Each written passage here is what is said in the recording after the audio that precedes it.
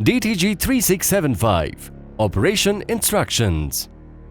Let's get started with the different axes and degrees of the machine. One number of degree A and degree B is equal to 1 degree. One number of degree C is equal to 2 degrees.